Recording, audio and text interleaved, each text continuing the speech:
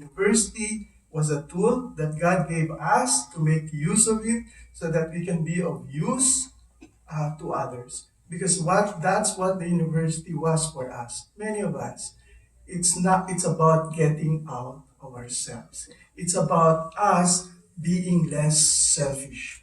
And that's why the word Philippines, that word has a lot of meaning. It's not just a university, it's a university for the Philippines. It's a university for us to have that responsibility to help others, to help our country, to help other people.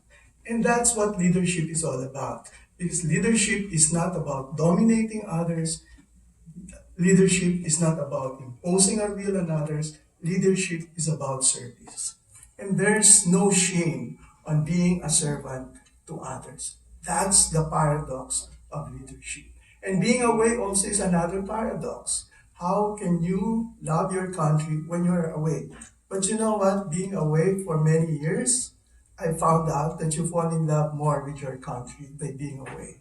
Now you see your country, your heritage from a larger perspective because your ability to see others allow you now to compare and to fall in love with your country. Both the good, the bad, and the ugly.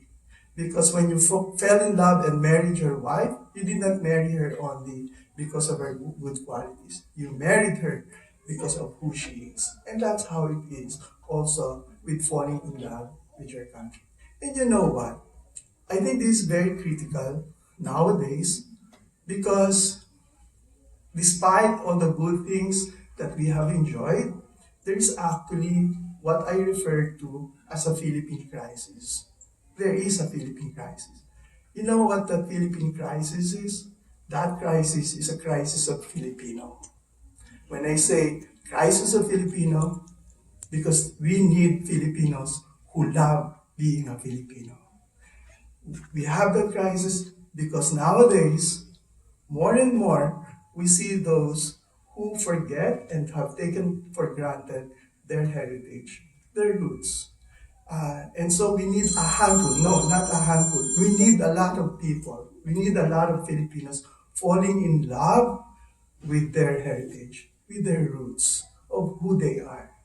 And what I found out in my 5 years here in the United States, that crisis is more acute. Why? Because we now have a shifting demographics.